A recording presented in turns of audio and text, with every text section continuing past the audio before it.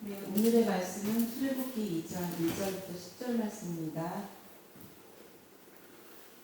르이 가족 중 한 사람이 가서 르이 여자에게 전가들어 그 여자가 임신하여 아들을 낳으니 그가 잘생긴 것을 보고 석 달 동안 그를 숨겼으나 더 숨길 수 없게 되니 그를 위하여 갈대 상자를 가져다가 역청과 나무진을 칠하고 아기를 거기 담아 나일강 강가 갈대 사이에 두고 그의 누이가 어떻게 되었는지를 알려고 멀리 섰더니 바로의 딸이 목욕하러 나일강으로 내려오고 시녀들은 나일강가를 보낼 때 그가 갈대 사이에 상자를 보고 시녀에게 보내어 가져다가 열고 그 아이를 보니 아기가 눈물지라. 그가 그를 불쌍히 여겨 이르되 이는 히브리 사람의 아기로다. 그의 누이가 바로의 딸에게 이르되 내가 가서 당신을 위하여 히브리 여인 중에서 유모를 불러다가 이 아이에게 젖을 먹이게 하리이까. 바로의 딸이 그에게 이르되 가라 하매 그 소녀가 가서 그 아이의 어머니를 불러오니 바로의 딸이 그에게 이르되 이 아이를 데려다가 나를 위하여 젖을 먹이라. 내가 그 삭슬을 주리라. 여인이 아기를 데려다가 젖을 먹였더니 그 아기가 자라매 바로의 딸에게로 들어가니 그가 그의 이름이 아들이 되니라. 그가 그의 이름을 모세라 하여 이르되 이는 내가 그를 물에서 건져내었습니다 하였더라. 아멘. 예. 오늘 긴 절인데 잘 읽어주셔서 감사드립니다. 오늘 또 어버이주일 맞이해서 또 이렇게 대부분이 다 어버이들이시긴 하죠. 그래서 단촐하게 또 모이긴 했지만 또 하나님 앞에 함께 어버이들과 예배드리게 됨을 감사드립니다. 오늘 말씀 시작하면서 익명의 두 엄마가 자식에게 쓴 편지글이 있는데 그 글을 좀 발췌해봤는데 잠깐 하나씩 읽어드려 볼게요. 사랑하는 아들아, 머리를 깎고 연병장에 서 있는 너와 관중석에 보고 있는 나와의 거리가 오늘은 너무나 멀게 느껴지는구나. 달려가서 꼭 안아주고 싶은데 너에게로 갈 수가 없네. 수많은 청년들로 가득하지만 나는 너만 보이는구나. 눈물을 애써 감추려는 너의 표정이 이미 나에게 읽혀졌다. 잘할 수 있겠지? 이제 나는 너를 도울 수가 없어. 내가 할 수 있는 일은 부대 안으로 들어가는 너에게 환한 웃음으로 마음의 평안을 주는 일뿐이다. 눈물이 흘러내린다. 그래도 네가 멀리서 나를 보고 있음을 알기에 부대 안으로 들어갈 때까지 너에게 눈물을 보이지 않을 거야. 사랑하는 아들아, 담대하고 잘 견뎌라. 이제 내가 너를 위해 할 수 있는 일은 기도뿐이다. 하나님, 사랑하는 나의 아들을 지켜주십시오. 이 한 편지가 있고요. 또 하나의 편지 읽어봅니다. 소망아, 너만 남겨두고 엄마는 한국 가는 비행기를 탔어. 이륙한 지 5시간이나 되었단다. 너와 떨어지는 것이 너무나 어색하구나. 공부한다고 낯선 땅에 홀로 남겨진 나의 소망아, 혹시 엄마를 부르며 울고 있지는 않을까? 네가 울고 있는 것만 같아 기장에게 달려가서 기수를 돌리라고, 다시 돌아가야겠다고 말하고 싶구나. 기숙사에 갖다 놓을 물건들 사느라 이곳저곳 다니며 피곤해하면서도 엄마와 마지막 잠자리에서 네가 하던 말이 생각난다. 엄마랑 같이 그냥 한국에 돌아가면 안 되겠지? 좋은 학교 들어왔으면서 무슨 소리냐고 야단쳤지만 그 순간 내 마음은 너무나도 흔들렸단다. 공부가 뭐라고, 그냥 집으로 가자. 엄마 아빠랑 영원히 살자. 마음으로는 그렇게 말했지만 입으로는 차마 그 말을 떼지 못했다. 하지만 너의 꿈과 너의 미래를 위해 나는 너를 놓아야 해. 잘할 수 있겠지 소망아. 이제 내가 너를 위해 할 수 있는 일은 기도뿐이다. 소망아, 잘 견뎌주렴. 울지 말고. 이렇게 각각의 편지 글입니다. 앞에 것은 군에 입대하는 아들에게 쓴 엄마의 편지고, 두 번째 것은 유학 생활을 시작하는 딸에게 쓴 편지예요. 자녀를 키우고 계시는 우리 부모님들은 정말 마음에 와닿고도 남을 만한, 공감이 될 만한 그런 내용들이죠. 그래도 이 경우는 어느 정도 자란 상태의 자녀들을 대상으로 써진 편지잖아요. 입대하는 아들은 이제 그 입대한다는 것 자체가 이제 만 20세 성년으로 들어선 나이가 된 거고, 유학생활도 또 어릴 때부터 가는 그런 자녀도 있긴 하지만 혼자서 타지에서 유학생활을 하는 경우는 주로 대학 과정을 공부하는 그런 자녀들이죠. 아예 어린 자녀의 경우는 보통은 한쪽이라도 보호자가 함께 지내죠. 그런데 성경에는 태어난 지 불과 3개월밖에 안 되는 자식을 떠내보내는 그런 부모 이야기가 오늘 말씀에 나옵니다. 그 부모의 이름은 아므람 그리고 요게벳. 그리고 그 자식, 아들인데 그 자식의 이름은 모세입니다. 이보다 훨씬 전에, 역사적으로 이 모세가 출생하기 훨씬 전에 하나님은 아브라함에게 이런 말씀을 하셨어요. 앞으로 네 자손이 이방에서 객이 되어 그들을 섬기겠고 그들은 400년 동안 네 자손을 괴롭히리니. 그 아브라함의 자손 중에 출애굽기로 들어오면 모세가 출생하는데, 이 모세가 출생한 때쯤이 한창 이스라엘 자손이 이집트의 왕으로부터, 애굽 왕으로부터 괴롭힘을 당하는 게 극에 달했던 시기였어요. 그 이집트 왕이 왜 이스라엘 자손을, 자기네 나라 땅에 살고 있는 이스라엘 자손을 그렇게 괴롭혔냐면, 이유는 이스라엘 자손의 수가 기하급수적으로 불어났는데, 이들이 이렇게 수가 많아지면 자기네 이집트 사람보다 많아지고 강해져서 언젠가는 이들이 우리와 싸워서 이 땅을 떠나버리든지 아니면 이 땅을 먹어 삼키든지 분명히 요 민족이 그렇게 할 것이다. 이집트 왕이 그렇게 생각한 거예요. 그래서 막강한 인력 자원을 우리가 그렇게 커지기 전에 우리 마음대로 한번 손으로 부려보자 하는 식으로 해서 이스라엘 자손들에게만 아주 힘든 노역을 시킵니다. 하지만 성경에 보면 놀라운 것은 이스라엘 자손이 학대를 받으면 받을수록 더 번성해졌다고 말하고 있어요. 그건 하나님께서 일찍이 아브라함에게 말씀하신 것처럼 네 자손이 장차 하늘의 별들과 같이 바다의 모래와 같이 많아질 것이라고 하는 말씀이 응해지고 있는 거죠. 그러자 이 애굽의 바로가 내린 조치가 있어요. 두 산파를 불러다가, 왕궁으로 불러다가, 너희들은 히브리 여자들이 해산할 때마다 그 자리에 있어라. 그리고 그 해산한 여인이 아들을 낳거든 그 아들은 죽이고 딸을 낳거든 살려두라. 둘 다 이 시기쯤에 둘 다 레위 사람인 남녀가 부부인데요. 그 아들을 낳았는데 오늘 2절에 보니까 그 엄마죠, 아내, 그 여자가 임신하여 아들을 낳으니 그가 잘생긴 것을 보고, 그 태어난 아들 잘생긴 것을 보고 석 달 동안 그를 숨겼다고. 아들이면 당장에 죽여야 되는데 이 부모는 숨긴 거예요, 이 아들을. 왜? 여기 말씀해 보니까 잘생겨서. 요즘 대한민국에서 그 잘생긴 사람을 이런 표현 하잖아요. 얼굴 천재.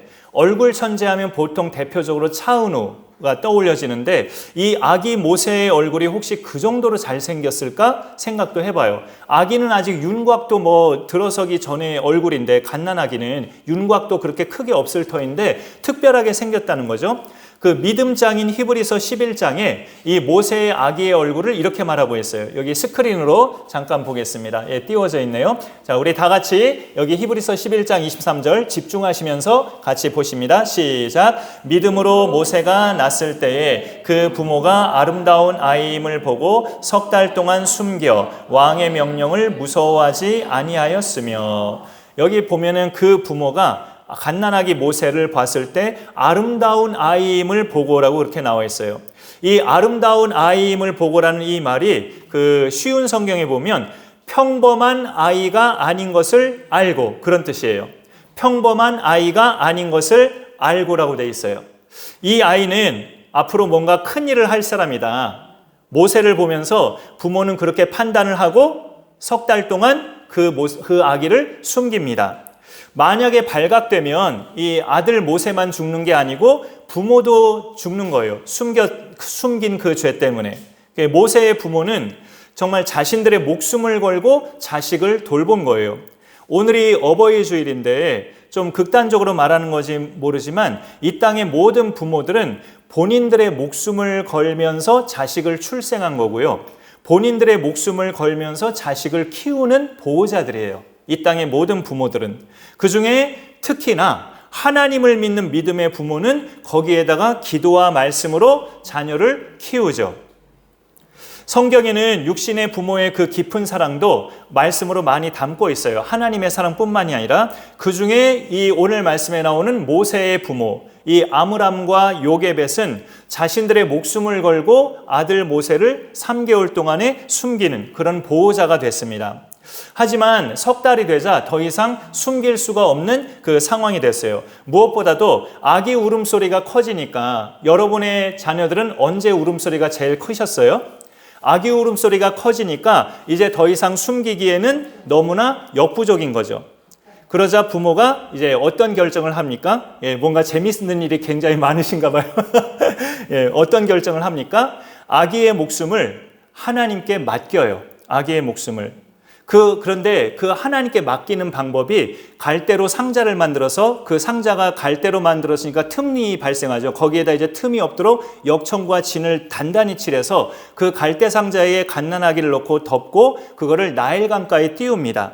이게 그 3개월 동안은 어떻게든 아기를 숨겨서 바로의 군사들에게 발각이 안 됐지만 더 이상 이제 3개월이 되니까 아기도 커지고 울음소리도 커지고 하니까 더 이상 이제 발각 안 될 자신이 없으니까 최후의 방법이 이 아이를 목숨 걸고 지키는 방법이 갈대 상자에 담아서 그렇게 나일강가에 띄운 거예요. 우리는 충분히 이런 생각을 들 수 있어요. 아니, 갓난아기를 갈대 상자에 담아둬 가지고 그 강가에다 둔다고? 그게 그 아기를 보호하는 방법인가? 남의 집 대문에다 갖다 놓는 것도 아니고 강가에다가 띄우다니. 애굽 왕에게 발각돼서 죽으나 강물에 떠내려가서 죽으나 죽는 건 그럼 매한가지 아닌가? 이 본문을 대충 읽으면 그런 생각이 충분히 들 수 있습니다.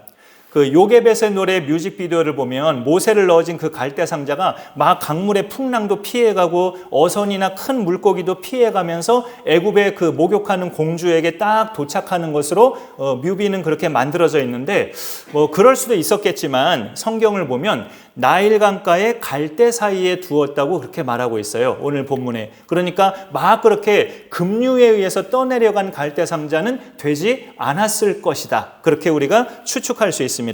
그러나 그렇다 하더라도 급류에 막 떠내려가지는 않았다 할지라도 3개월밖에 안 된 아기를 강가에다 놔두고 온다? 그거는 부모로서도 참 할 짓은 아니죠, 솔직히. 그런데 그게 최선의 방법이었어요. 안 그러면 바로의 군사들에게 이게 아들이라서 죽임을 당하니까. 이 결정은 갈대 상자를 그렇게 만들어서 아기를 담고 강가에다 띄우는 결정은 아기의 목숨을 하나님께 맡기는 행위였어요. 참고 말씀 그 앞부분에 보시면은 믿음으로 모세가 났을 때에 이 표현이 좀 이상하잖아요. 저 제일 앞에 있는 믿음으로는 모세의 믿음을 말하는 거야, 부모의 믿음을 말하는 거야 하면서 표현이 헷갈려요. 근데 정확하게 번역된 건 이거예요. 믿음으로 모세의 부모는 이거예요. 모세의 부모 믿음을 말하는 거예요. 믿음으로 모세의 부모는 모세가 났을 때 딱 보니 평범한 아이가 아닌 것을 알고 그 부모는 믿음으로 왕의 명령을 거역하고 이 아이를 3달 동안 숨겼다. 그 뜻이에요. 이 아들을 죽게 만들 수 없다는 부모의 결정, 그 결정을 성경에서는 믿음에서 나오는 행동이라고 그렇게 말을 합니다. 믿음으로 아기를 보호한 그 다음 행동은 갈대 상자에 이제 넣는 것인데 이 상자는 히브리 말로 테바라는 검색을 쳐보니까 다른 것들이 쫙 나오더라고, 인터넷에서.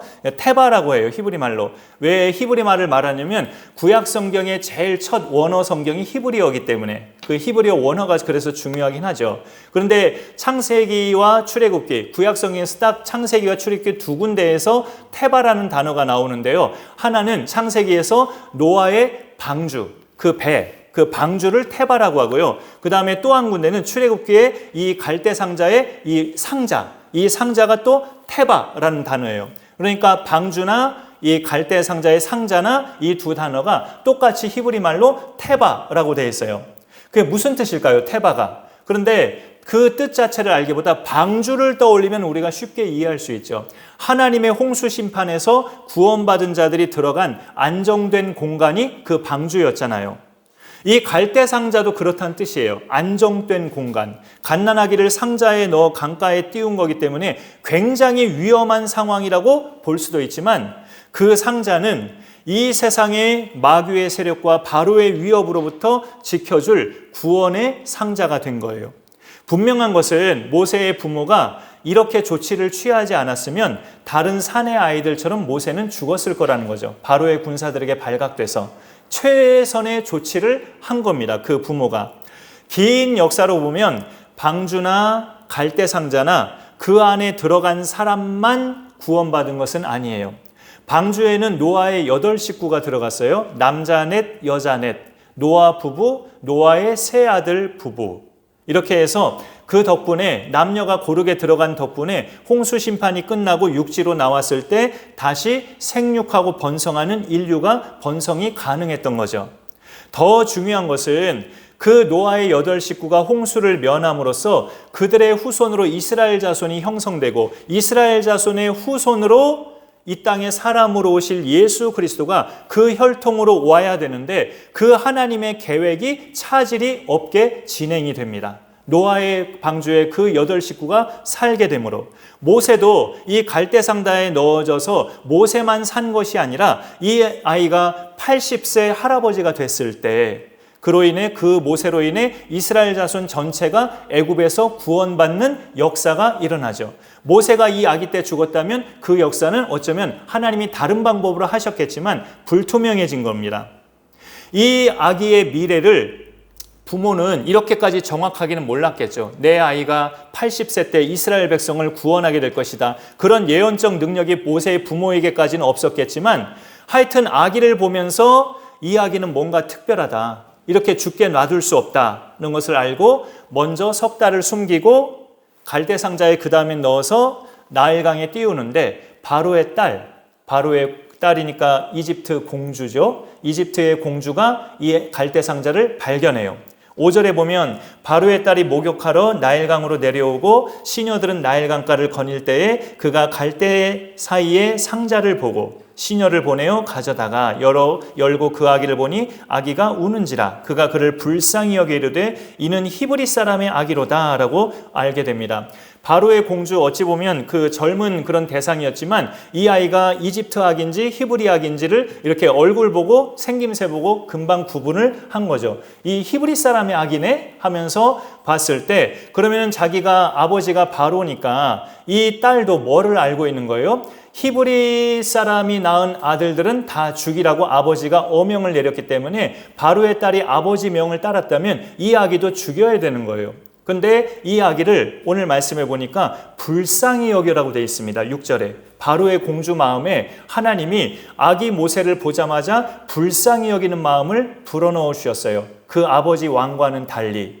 그래서 이 아기 모세는 살게 되는 거죠. 그런데 그 광경을 모세의 누나 한 10대 소녀 정도 6학년, 5, 6학년 정도 나이쯤 됐을 거라고 주석에는 그렇게 되어 있어요. 모세의 누나 미리암이 그렇게 계속 지켜보고 있는 거예요. 숲길에서. 엄마 요게벳은 띄우기만 하고 마음 졸여서 아마 거기에 없었을 것이고 딸에게 엄마가 말한 거죠. 미리암, 네가 네 동생이 어떻게 되는지 지켜봐 하면서 그 누나 미리암이 갈대상자가 어떻게 흘러가는지 계속 지켜보다가 바로의 공주가 발견하는 것을 이 누나가 봤는데 바로의 공주 눈빛을 보니까 아기를 죽이려고 하는 눈빛이 아니고 아기를 품으려는 눈빛을 딱 누나 미리암이 본 거예요. 재빨리 그 공주에게 달려가서 공주님 제가 이 아기의 젖을 먹일 유모를 데려올까요? 하고 이렇게 자기가 자원한 거죠. 모세의 누나가. 그런데 이 바로의 공주도 아무런 그런 거부감 없이 네가 누군데 너 신분이 뭐야 이런 식으로 묻지도 않고 그래 네가 가서 데려와라 흔쾌히 허락을 합니다. 그래서 이 미리암이 그 아기 모세의 유모로 누굴 데려옵니까? 모세를 낳은 그 엄마, 자기 엄마 요게벳을 데려오는 거죠. 바로 그 왕궁에는 그 사실을 모르는 채로 그렇게 모세가 살아가는 거고 이 모든 과정이 하나님의 섭리요 은혜인 것을 우리가 믿음의 시각으로 보면 읽고도 남죠. 바로의 공주인데 아버지는 이집트 왕이고 이스라엘 자손 중에 아들을 낳으면 다 죽이라고 했던 무시무시한 왕이었는데 그런 아버지의 명을 따르지 않고 이 아기 이스라엘의 아기를 불쌍히 여기는 그런 마음이 생겼다는 거 또 신분을 알지 못하는 한 소녀가 갑자기 자기 앞에 나타나서 제가 유모를 데려올까요? 했을 때 그 입에서 흔쾌히 허락을 했다는 거 그리고 결정적으로 그 유모는 모세의 친모였다는 것. 이 모든 것이 그래서 유모가 처음에 자라가는 몇 년 동안은 모세와 직접 함께하면서 젖도 먹이고 그렇게 키운 거예요. 그 기간 동안에 모세는 자기 친어머니한테 하나님을 알고 배웠을 것으로 충분히 우리가 상상할 수 있습니다. 이 모든 과정은 하나님의 섭리요 은혜인데 하나님의 은총이 이렇게 임하기까지 그 시작이 뭐였을까? 오늘 말씀해 보면 모세의 부모의 목숨 거는 결단이에요. 자신의 아들을 태어나자마자 특별한 아들로 보면서 이 아들은 숨기자. 부부끼리 그렇게 의논했겠죠. 숨겼는데 3개월이 지나자 더 이상 숨길 수가 없어서 갈대상자에 그 아기를 넣어서 나일강가에 띄웠는데 애굽의 바로의 양아들로 그렇게 키움을 받은 거죠. 예수 믿는 우리 그리스도인들 중에는 여러분 각자요, 내가 지금과 같은 신앙생활을 하게 된 것은 내 부모님의 영향이 크다, 이렇게 고백할 만한 분들도 계시리라 생각합니다. 여기 계신 분들 중에 다 해당자는 아니실 수도 있겠지만, 내가 지금 오늘 이 자리에서 예배드리는 사람으로 앉아 있는 것은 내 부모님의 영향이 나는 크다, 이렇게 고백할 만한 분들도 계실 거예요. 저는 대표적으로 그런 사람이에요. 그런 분들이, 왜냐하면 그분들이 예배자의 삶을 사셨기 때문에 사랑하는 자녀들에게 예배자의 삶을 보여주시고, 그것을 그대로 보고 자란 자녀들은 자신들도 예배자로 살아가고 있는 거죠. 그런 자녀들은 부모에 대한 감사를 항상 잊지 말아야 합니다. 평생 사는 동안 그 예배자로 사는 부모님 덕분에 나도 하나님을 알게 됐고, 하나님을 믿게 됐고, 하나님을 예배하는 자로 살게 된 거거든요. 그러면은 하나님의 은혜지만 눈으로 보이는 부모님이 그런 모습을 보여주셨기 때문에 나도 그런 믿음 생활을 하고 있는 거니까, 그 부분에 대해서 항상 육신의 부모님께 감사의 마음을 잊어서는 안 되죠. 그리고 감사의 표현을 해야 되죠. 그 예배자로 사는 것이 그 사람이 가장 고귀하게 사는 거예요. 하나님을 예배하는 예배자로 산다는 게, 하나님이 처음 사람을 지으셨을 때 하나님의 영광을 위해서 지으셨잖아요. 그것이 예배자로 살 때 그 지음받은 목적대로 사는 겁니다. 예배자에게는 이런 신앙관이 있어요. 사람은 하나님께 예배하는 동물이다. 동물이다는 그렇지만 하나님을 예배하는 존재다. 이 세상의 두려운 대상은 힘을 가진 사람이 아니라 하나님이시다. 부모님으로부터 예배가 몸에 배도록 영향을 받아서 성장한 자녀들은 하나님을 예배받으실 대상으로 생각하면서 살아가요. 내가 부모님으로부터 그런 영향을 받았다면 이제는 나 역시 내 사랑하는 자녀나 지인들에게 나의 예배자의 모습을 보여주면서 살 책임이 있어요. 그들도 나로 인해서 예배자로 살아갈 수 있도록 신앙의 도움자 역할을 우리도 해야 합니다. 그런데 혹시 내 부모님은 그런 신앙을 가지신 분들이 아니셨는데요 라고 하시는 분들은 그래도 지금 내 모습을 하나님께 감사하시기 바랍니다. 이게 어찌 보면 기적이죠. 나를 낳으시고 키우신 부모님이 예수님을 알지도 못하신 분들이었는데 나는 지금 예수님을 알고 이렇게 믿게 돼 있다면, 이렇게 신앙생활을 하고 있다면 이거야말로 하나님께 감사한 일 아니겠어요? 믿지 않는 대상에게도 하나님은 일반 은총을 베푸셔서 이 세상에서 사는 동안에는 가족들과 살게 하시고 지인들과 더불어 살아가게 하시죠. 하나님이. 특히 모든 이 땅의 부모들에게는 부성애와 모성애라는 그런 일반 은총이 마음속에 있기 때문에 하나님이 주신 일반 은총이 그거죠. 모든 부모에게 부성애와 모성애를 주셨어요. 그래서 예수님을 모르는 부모님들도 자식에 대한 사랑은 같죠. 자식에 대한 사랑은 지극하고 필요하다면 목숨까지 걸면서 자식을 사랑합니다. 모세의 부모는 자기들의 목숨을 잃을 수도 있는 상황이었지만 애굽 왕의 말도 안 되는 그 명령을 무서워하지 않고 태어난 아기를 믿음으로 숨겼어요. 그리고 갈대 상자를 만들어서 강가에 띄웠어요.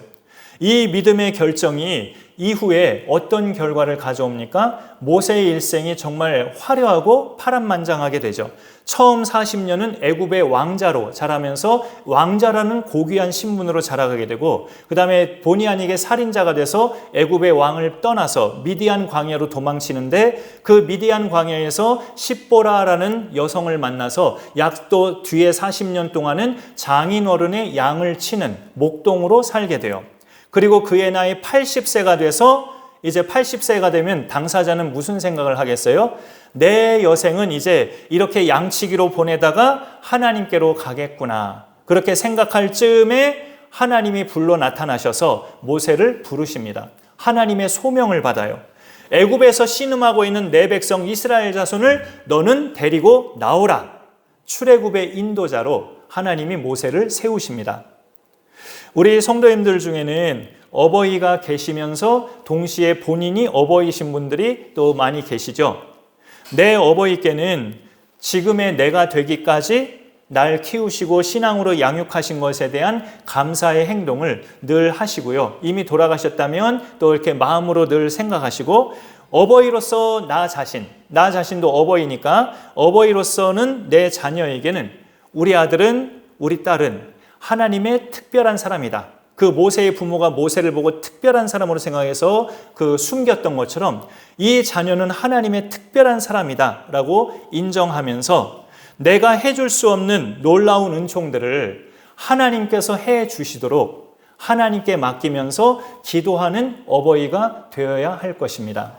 여러분 중에는 그 자녀에게 재정적 도움이 어려운 어버이도 계실 수 있고 다른 어떤 분야에서의 도움이 어렵고 버거우신 어버이들도 계실 수 있어요. 그럼 버거우면 내가 해주는 것에는 한계가 있잖아요. 그 자녀가 어찌 보면 알아서 해야지. 그럴 때 믿음의 어버이는 그 자녀를 하나님께 맡기면서 하나님더러 도와달라고 요청하는 겁니다.